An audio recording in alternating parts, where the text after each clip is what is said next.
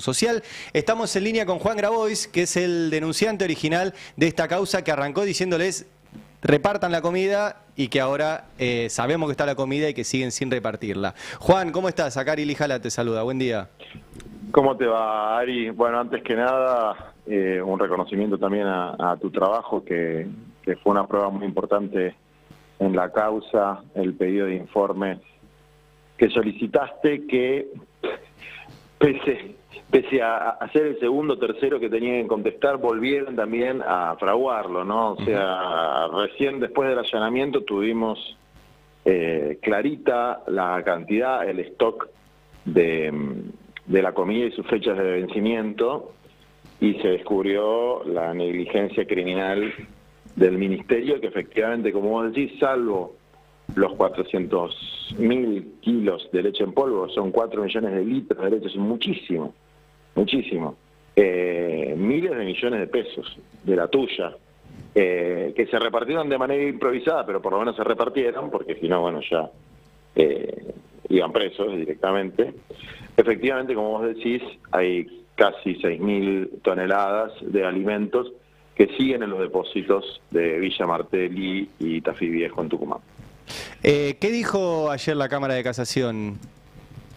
La Cámara de Casación es la tercera instancia judicial.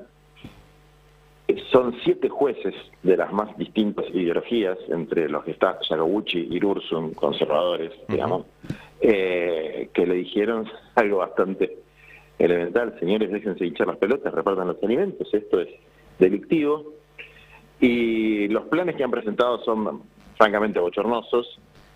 Lo último tiene algún elemento de razonabilidad, mala leche, pero razonabilidad. Le plantean a las provincias que los pasen a retirar de acuerdo a una serie de índices que presentan, que en algunas provincias pueden tener sentido, en otras, como la provincia de Buenos Aires, no tienen ningún sentido, porque esos índices ya están contemplados en el programa Mesa.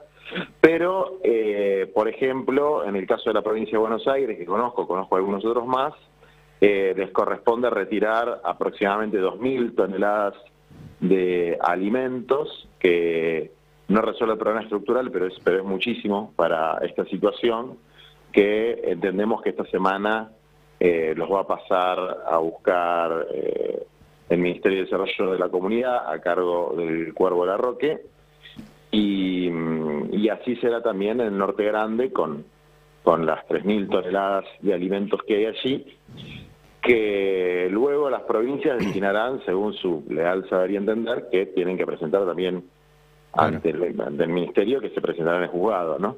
Para que tenga algún nivel de razonabilidad la distribución y no pase como con Conin, que, insisto, es mucho mejor que los hayan repartido así que no los hubieran repartido si hubiese tirado, pero además de ser totalmente arbitraria y discrecional la elección de la ONG, cosa que es inevitable cuando hay que seleccionar una ONG. El problema es que seleccionan una ONG que no tenía ninguna capacidad para hacerlo, y los alimentos terminaron en supermercados, etcétera. Pero bueno, yo supongo que el 80% terminó en una familia humilde, y ya con eso todo vale la pena, ¿no? Claro. Y te hago una pregunta, Juan, ¿cómo sigue después de esto? Primero que repartan la comida, pero ¿cómo sigue la situación que vos conocés bien de los comedores, de los merenderos de todo el país? Porque esta no la repartieron, pero tampoco compraron más. O sea, ¿cómo va a seguir esto? Ya, te cuento, hay como dos carriles judiciales distintos, más allá de que todavía seguimos esperando de que alguna persona mínimamente razonable habrá una instancia de diálogo social. Pero bueno, como no estaría sucediendo, seguimos judicializando un tema que es del más elemental sentido común. Pero el primer carril tiene que ver con el aspecto penal de esto. Petovelo y compañía, esta señorita Leila, otro señor que es abogado contratado por la OEI de manera bastante irregular y que no tiene permiso de procuración para ejercer la representación de un ministerio, pero que lo hace igual, no me acuerdo cómo se llama, Ariel Romero, me parece. Romano, ¿no es? Romano. Sí, Romano. Y un grupo de funcionarios en cabeza de Petovelo están denunciados por incumplimiento de los deberes de funcionario y abuso de autoridad. Eso es una causa penal. Lo que pasó con lo del depósito fue simplemente un incidente de ese expediente, que es una medida cautelar para hacer cesar un delito. Es decir, había una situación delictiva que estaba siendo cometida infraganti en el momento, y lo que el juez le dice es: haga cesar este delito, repártanse los alimentos. Ahora, el delito ya ocurrió, el delito se está investigando, va a haber instancias posteriores a la imputación, que serán el indagatorio, el procesamiento, etcétera, y como dice Bullrich, la señora de la represión, el que las hace las paga, y si alguien se roba, porque sacar la comida a quien la necesita, comida que es del Estado además, es robar. Si alguien roba, la tiene que pagar. Entonces nosotros la causa penal la vamos a seguir hasta las últimas consecuencias, que es: usted fue flagrantemente negligente, como mínimo, ¿no? Que es una de las formas, la negligencia es una forma de lo que se dice la culpa, que a diferencia del dolo, es cuando lo haces a propósito. Bueno, acá por lo menos fueron negligentes. Yo creo que hay dolo, ¿no? Claro. Hay sadismo, hay dolo, hay mala leche. Es importante esto que decís porque, o sea, que repartan la comida no hace que el delito, que digamos que la causa penal se caiga. La causa penal es porque la guardaron y no la repartieron. Exactamente. La causa penal sigue y nosotros la vamos a seguir firmemente porque, a ver, yo creo que el que sea un dirigente social, un militante de base, etcétera, el que le saca los alimentos a otro, salvo en un estado de extrema necesidad, hay que cortarle la mano. Y es cierto que eso pasó. Es cierto que eso pasó. Y para eso está la justicia. Y a mí me parece muy bien que se audite, incluso que se denuncie. Yo mismo he denunciado en algunos casos. Pero si un perejil que se luqueó 100 kilos de alimentos, que es un montón, va en cana, va a indagatoria, esta gente que se está luqueando 6.000 toneladas, estamos hablando de miles de millones de pesos. ¿Por qué no va a ser tratada con la misma vara? Es una cosa increíble. Es como agarrar al ladrón de gallinas y no al tipo que se afanó millones porque tiene guantes blancos y porque está protegido por el poder estatal. Entonces, obviamente, lo vamos a seguir a muerte, aunque nuestra función en la vida no es judicializar las cosas, como no debería ser la de Capital Humano perseguir a nadie. Para eso está, si se quiere, la Oficina Anticorrupción, si son funcionarios, el Poder Judicial, incluso la Procuración del Tesoro, pero no el Ministerio de Capital Humano, que se supone que tiene que resolver los problemas de la gente. Bueno, nosotros la vamos a seguir, aunque lo más importante en este momento para el abastecimiento de los comedores no es la causa penal, sino una causa que está en el fuero contencioso administrativo, que es un amparo colectivo, que yo también patrocino a muchísimos comedores, que es muy interesante porque el juez que la lleva se llama Walter Lara Correa, que es un juez, según me dicen, progresista.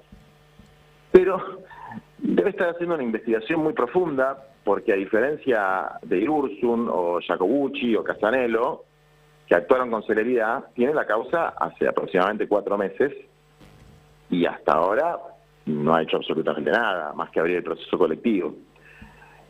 Esa causa, Juan, entonces, la del fuero contencioso administrativo es donde un juez podría determinar: compren y repartan comida. Y es más fácil incluso, el restablecimiento de un derecho adquirido, que es una necesidad básica de la gente de comer, a través de la red de comedores comunitarios, porque no hay otra que los pueda sustituir en los barrios populares. Ojalá el gobierno decidiera eliminar cualquier forma de intermediación y pusiera un comedor comunitario grande en cada barrio. Bueno, sería un gobierno de estilo de corte cubano, soviético, etcétera, o un muy buen gobierno nacional popular. No creo que lo hagan. Mientras no lo hagan, los que están poniendo el cuerpo ahí son las cocineras comunitarias y hoy no tienen alimentos. Y si no les gusta cómo laburan, que agarren la llave de los comedores y se pongan a laburar ellos. Pero efectivamente lo que debe pasar porque no hay jurídicamente ningún argumento para que no pasa, es que Lara Correa tome una medida en relación a esto. Claro. Juan, Aunque sé que tome una medida en contra, sí podemos apelar. Digamos, no, sería ridículo. Pero vos fijate cómo pasa que muchas veces los que en las ponencias científicas o en las proclamas supuestamente defienden los derechos sociales, después cuando las papas queman, o por una razón o por otra, se acobardan, o por alguna especulación genera una denegación de justicia, ¿no? Entonces, bueno, qué sé yo, nosotros vamos a esperar un poco más porque corresponde el beneficio de la duda, pero si no, claramente vamos a accionar por denegación de justicia, porque es increíble lo que pasa en el fuero contencioso administrativo, sobre todo comparándolo con lo que pasa en el fuero penal, donde se avanzó con celeridad. Y además hay un dato que, Ari, vos que lo seguís bien al tema, te va a resultar interesante. El mecanismo fundamental de abastecimiento era el Programa de Naciones Unidas para el Desarrollo, no los alimentos secos. El Programa de Naciones Unidas para el Desarrollo consistía en recursos para comprar alimentos en los mayoristas de cada jurisdicción, de cada provincia, lo cual es muchísimo más lógico porque te ahorra el costo del flete y el precio es muchísimo menor porque comprar vía las formas licitatorias o las formas de la OEI es más caro por distintos motivos. Uno de los motivos es que el Estado paga tarde. Claro. Entonces se recurre al PNUD que cobra bastante dinero por garantizar la transparencia, la trazabilidad, la asistencia. Está bueno aclarar técnica. esto, Juan, porque cuando muestran en otros lugares las licitaciones de comida, te dicen, mira, el paquete de fideo está más barato en el súper que lo compra el Estado. Sí, porque el Estado paga los 90 días, con suerte. Entonces, en la licitación te lo vende más caro. Si lo compras en el mayorista, lo compras más barato. Exactamente. Entonces, la licitación es un mal mecanismo, y además estoquear en un lugar cuando vos tenés una dispersión geográfica tan grande, es un mal mecanismo por el flete. El mecanismo más razonable es que sean compras distribuidas, porque hay 5 o 6 mayoristas en todo el país, y todos tienen más o menos los mismos precios. O sea, no hay mucho margen de que alguien subfacture, sobrefacture, etcétera. Entonces, bueno, está el Programa de Naciones Unidas para el Desarrollo dando asistencia técnica auditando esto. El Estado le da los fondos al Programa de Naciones Unidas para el Desarrollo y el PNUD los administra en coordinación con el Estado. ¿Qué es lo que pasó acá? ¿Y por qué es tan evidente la ilegitimidad de las decisiones, la arbitrariedad de las decisiones y la violación de los derechos constitucionales amparados y por eso el recurso amparo? Los recursos se le entregan mediante un convenio al Programa de Naciones Unidas para el Desarrollo, taxativamente expresando que van a ser distribuidos por los comedores encuadrados en una determinada cantidad de organizaciones no gubernamentales, que serán 50, 60, 70, entre las cuales están mis representados. Es decir, el gobierno le da recursos a un organismo internacional diciendo: el convenio consiste en que usted tiene que acompañar en los procesos de distribución de alimentos a estas ONG. 2 meses después de firmar el convenio, decide que la mitad de esas ONG, de manera totalmente arbitraria, no tienen que recibir más recursos alimentarios. No explica, no da ningún motivo, no hace ver a ninguna razón de por qué. Y entre esas organizaciones, por ejemplo, las que yo represento, llevan 3 años trabajando en este programa, desde la pandemia. Claro. Y tienen todos los certificados aprobados por el Programa de Naciones Unidas para el Desarrollo. Es decir, o están mintiendo con que hubo desviaciones, o el Programa de Naciones Unidas para el Desarrollo, que firmó los certificados, fue cómplice de, como dicen ellos, un plan sistemático de desvío de fondos alimentarios, por lo cual nosotros mandamos una notificación ya a el Programa de Naciones Unidas para el Desarrollo a nivel internacional, y yo me estoy moviendo con mis contactos para que Naciones Unidas tome cartas en el asunto, porque si no se cumple el convenio con el Programa de Naciones Unidas para el Desarrollo, estamos frente a otro delito.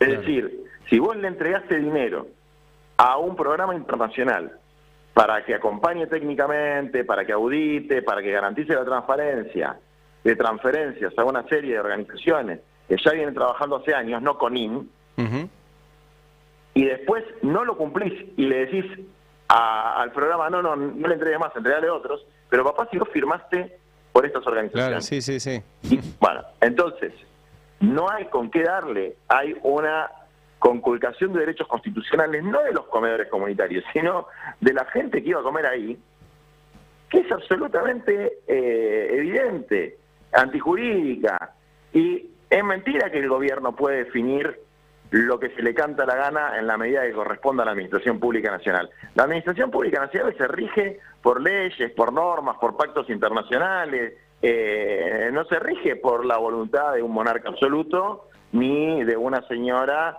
que tiene a cargo 5 ministerios, cuando es, con absoluta evidencia, inapta para cualquier cosa menos preparar informes que después Majul pasa en televisión.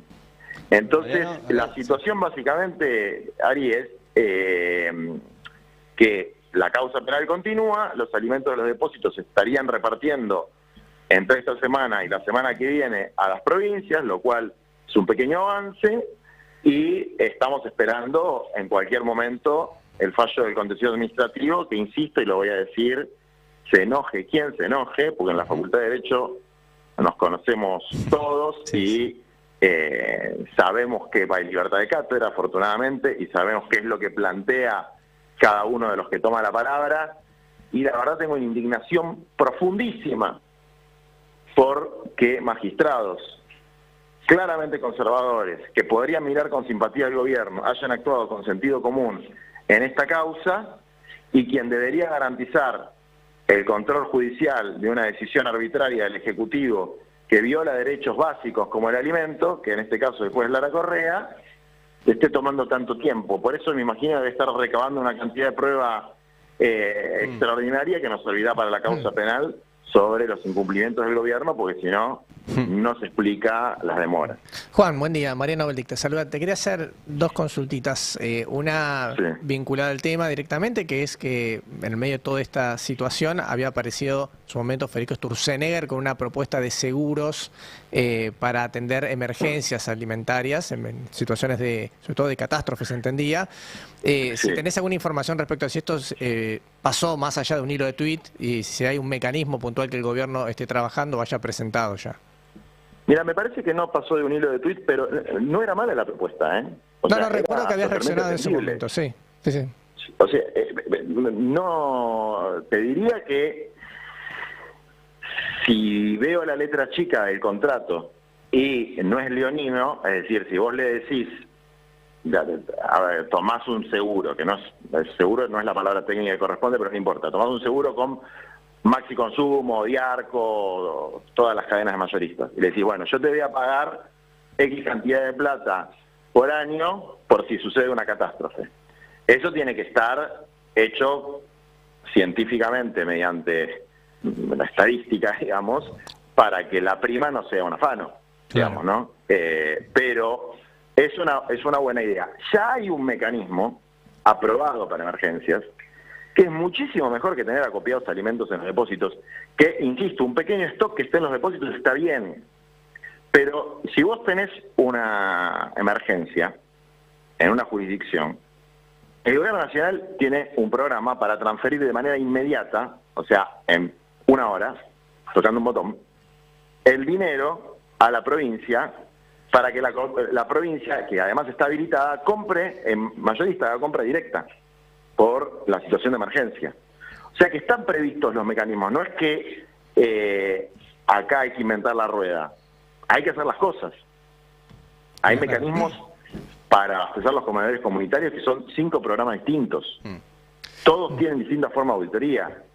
El del seguro, a mí lo que me pareció interesante es que alguien traía una idea innovadora para hablar de un problema real. Entonces, sobre eso uno puede discutir, está un poco mejor, está un poco peor, me gusta más, me gusta menos, pero estás discutiendo sobre algo concreto, no si los comedores del RENACOM, que es una base de datos del año del pedo, del año de la pandemia básicamente, son más fantasmas o menos fantasmas.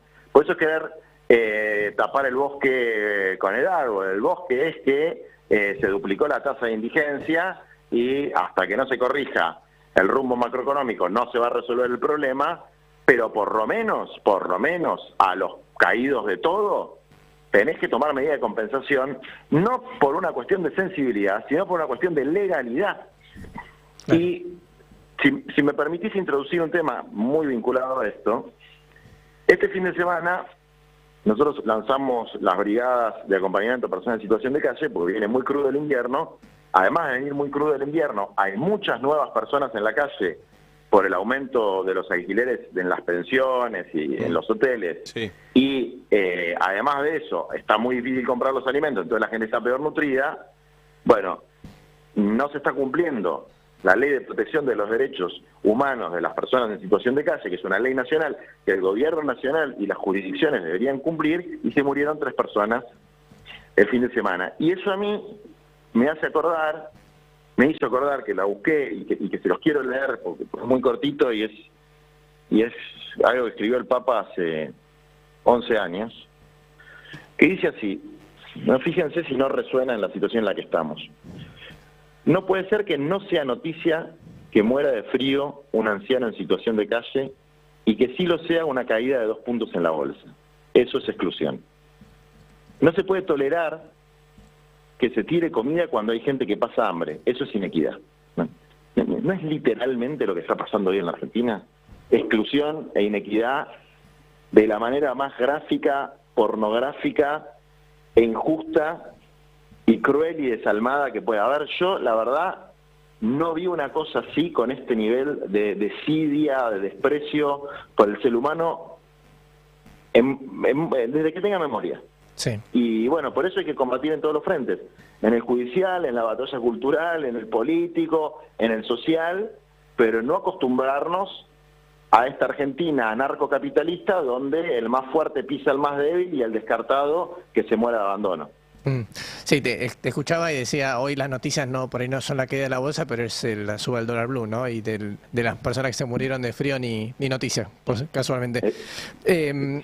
Y te pregunto porque está conectado con todo esto que vos estás contando. En su momento se había apuntado contra el FISU, contra el Fondo de Integración Sociourbana. Se conoció, trascendió hace unos días que la SIGEN finalmente en la auditoría que realizó no encontró ningún tipo de irregularidad, y esto venías vos advirtiéndolo también desde hace tiempo porque lo habían utilizado como una bandera también para ir contra vos, contra tu organización, o con la organización que vos sos el referente. ¿En qué quedó toda esa situación? Porque el FISU finalmente se financió, eso no existe más como política social, se está utilizando con otro tipo de funcionalidad.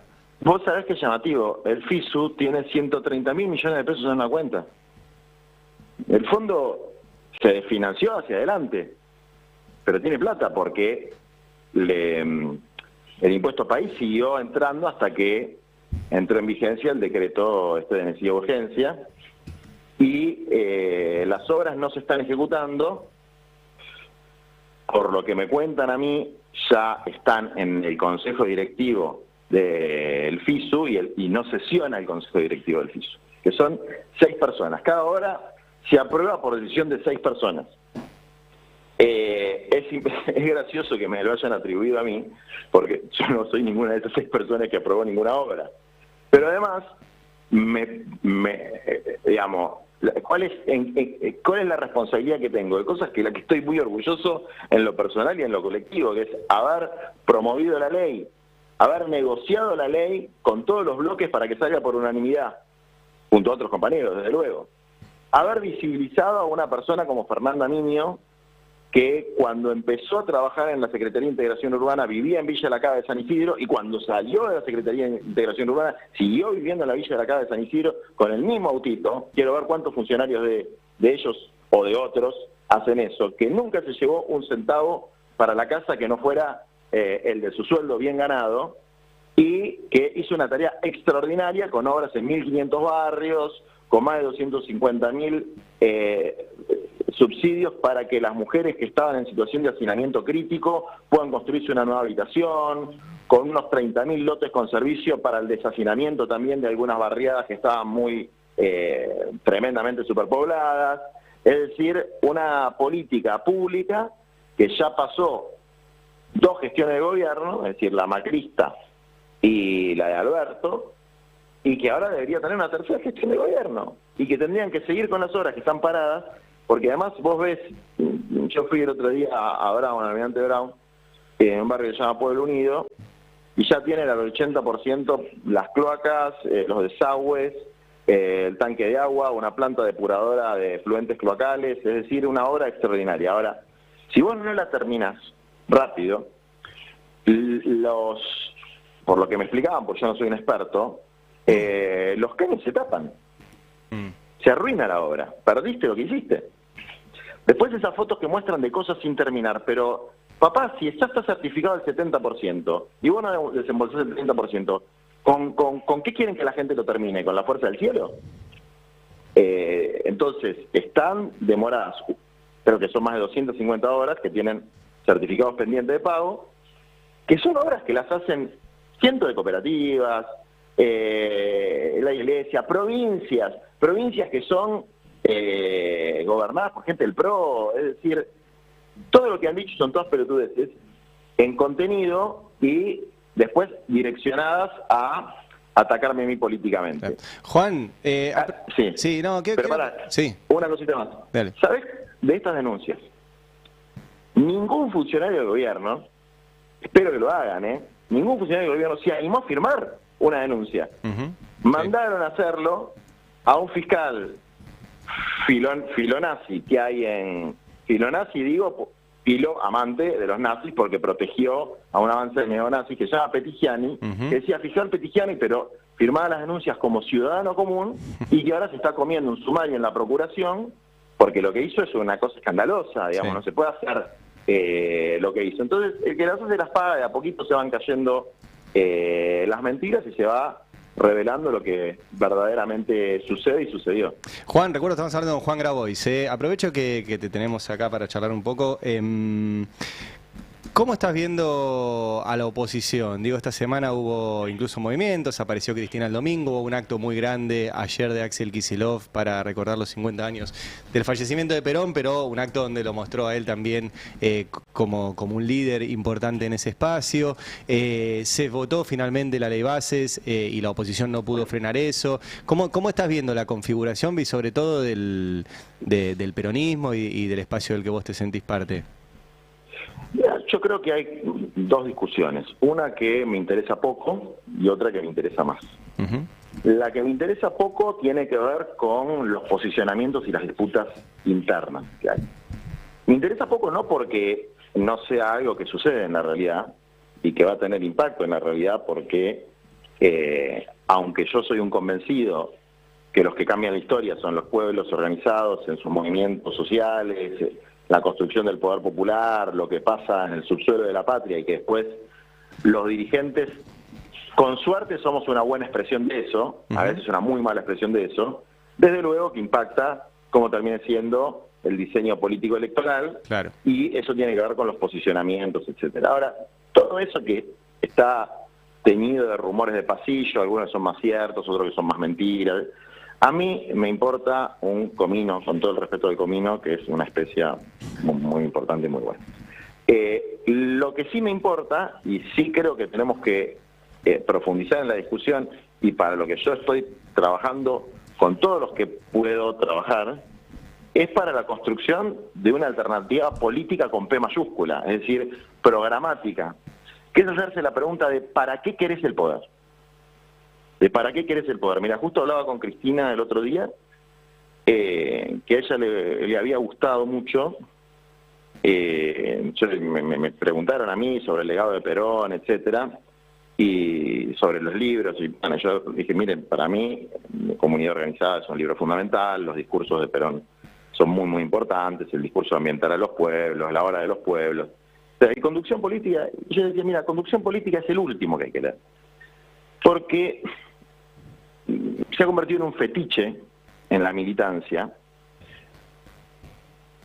pensar en el poder por sí mismo. Y conducción política, con la conducción política es un instrumento que se puede usar para el bien o para el mal, ¿no? Es como cuando se puso de moda el arte de la guerra, sí, o cuando se pone de moda de nuevo El Príncipe de Maquiavelo, y vos decís, bueno, son libros que explican el funcionamiento del poder, ¿no? Aunque desde luego Conducción Política tiene muchos elementos filosóficos, es un libro extraordinario, pero el problema es cuando no tenés claro para qué querés el poder. Cuando sos un hábil constructor de poder, y a veces tan hábiles no somos, ¿no? Pero cuando sos un hábil constructor de poder, la política gonal, pero no tenés muy claro para qué lo querés.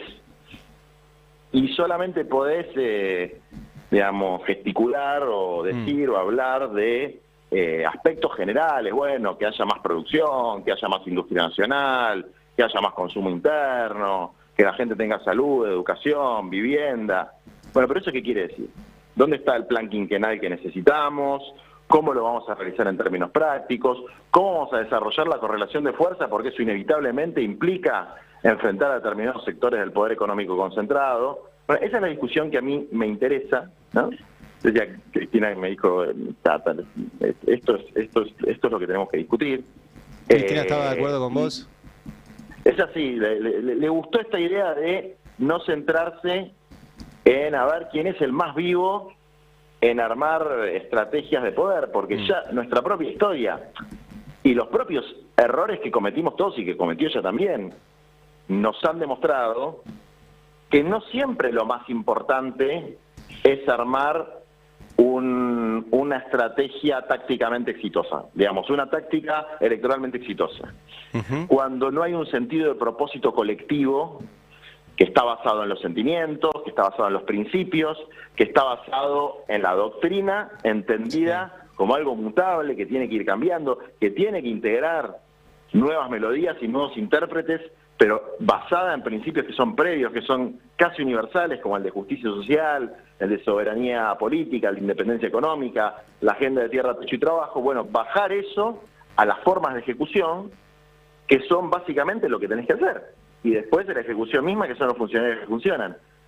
Hasta que no tengamos eso, todas las discusiones de si se hizo un acto del Congreso del PJ, que dijo tal, que dijo cual, son secundarias para mí. Igual acabas de tirar dos frases, tiraste dos al pasar, que una es esto de una estrategia electoral efectiva sin programa. A mí me hace acordar a la estrategia de poner a Alberto Fernández como candidato. Y lo otro que dije... Sí. Eso es, poner a Alberto Fernández como candidato fue una estrategia exitosa sin programa, y la de Massa fue una estrategia frustrada sin programa. Claro. Es decir, y en eso hay responsabilidades compartidas, desde luego. A ver, ¿qué es lo más extraordinario para mí que tiene Cristina? Lo que hizo como gobernante, eso no se lo saca nadie. Sí. Eso que hizo por nuestro pueblo, no se lo saca nadie. Y yo era muy crítico de su gobierno, pero bueno, uno ve la comparación y los indicadores sociales eran altísimos, había una perspectiva, había un gobierno que tenía autoridad, y después su capacidad para confrontar con el poder. Bueno, después en lo que viene a ser el casting de candidatos, y bueno, y ahí ya ahí no la quiero tanto. Pero básicamente el gobierno del Frente de Todos es lo que vos decís, no había unidad de concepción, había una estrategia para derrotar a Macri que no es poca cosa, pero después terminó siendo una victoria pírrica. Sí, sí. Porque al no haber unidad de concepción, al no haber orientación programática, al no haber funcionarios que funcionan, porque el criterio de selección de los funcionarios fue el loteo político y los amigos del campeón, con honrosas excepciones, que las hubo, bueno, pasó lo que pasó. Y además, sin una perspectiva clara de lo que se iba a hacer, o por lo menos sin un consenso claro de lo que se iba a hacer, con el tema central de la discusión económica de la Argentina, que era la deuda con el Fondo Monetario Internacional, que fue lo que terminó de resquebrajar la coalición. Sí. Para Juan, y te digo la otra frase que tiraste, porque dijiste, tenemos que tener nuevas melodías e intérpretes basados en los principios de siempre. Lo de las nuevas canciones es una frase que la dijo Axel Kicillof y que sonó muy fuerte, vale además la analogía de sonó. ¿Cómo lo ves? Yo sé que no querés hablar de nombre, eso está bien, pero digo, es el gobernador de la provincia de Buenos Aires, hizo el acto ayer, digamos, ¿cómo lo ves a Kicillof en términos de liderazgo dentro del peronismo o de algo más amplio del peronismo?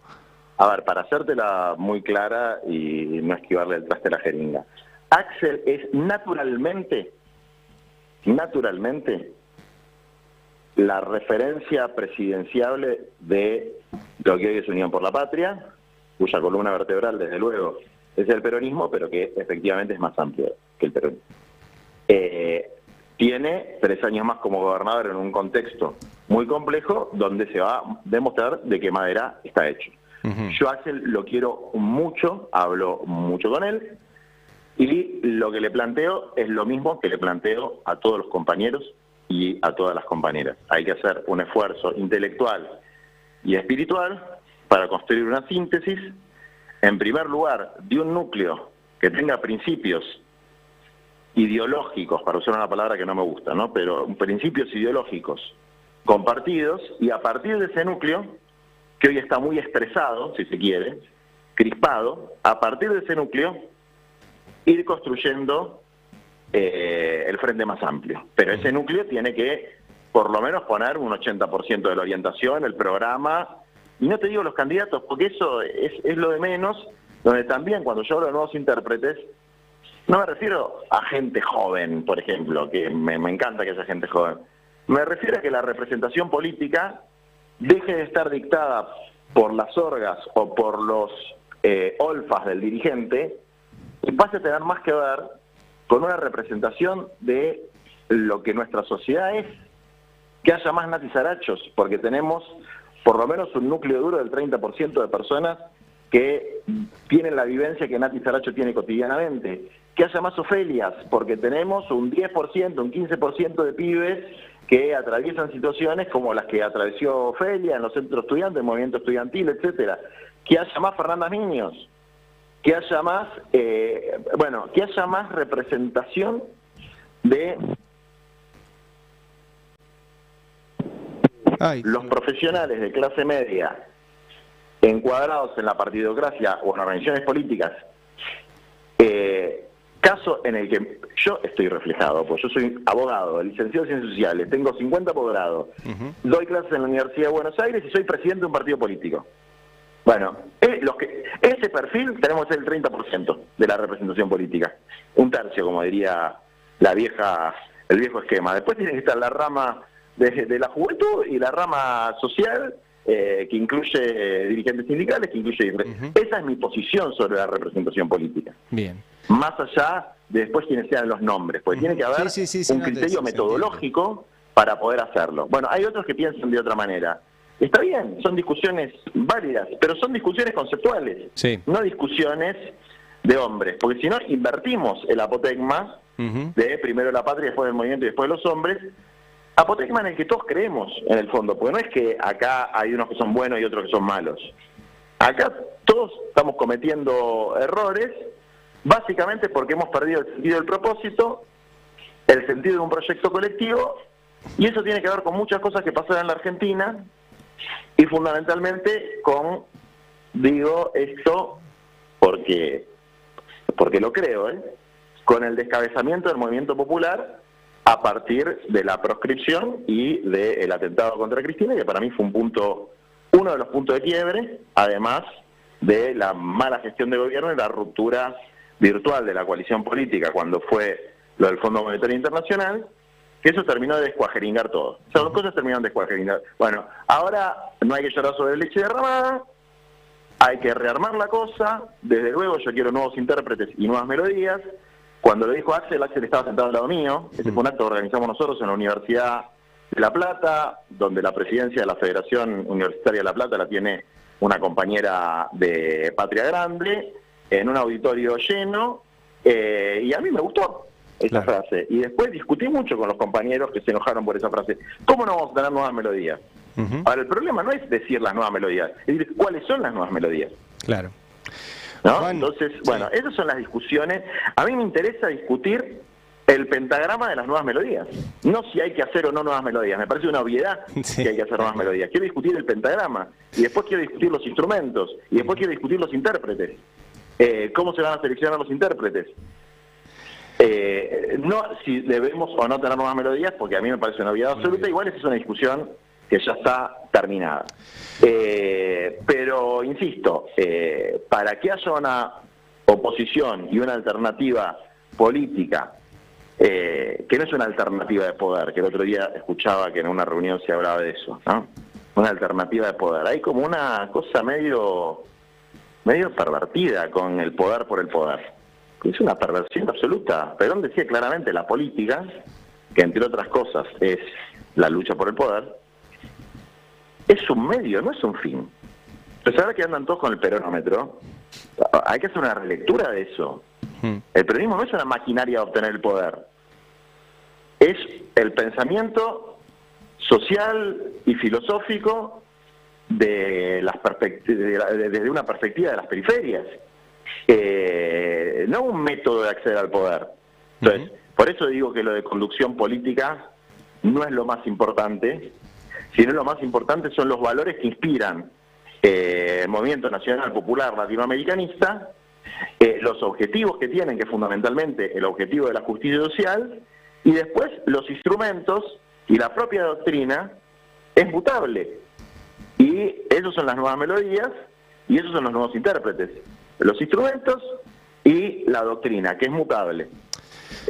Como muestra Perón cuando cambia la frase para un peronista no hay nada mejor que otro peronista, por la frase para un argentino no debe haber nada mejor que otro argentino, ¿no? Entonces, y que hoy podríamos decir, para un ser humano no debe haber nada mejor que otro ser humano, porque la verdad que el nivel de deshumanización que tenemos ya trasciende la nacionalidad.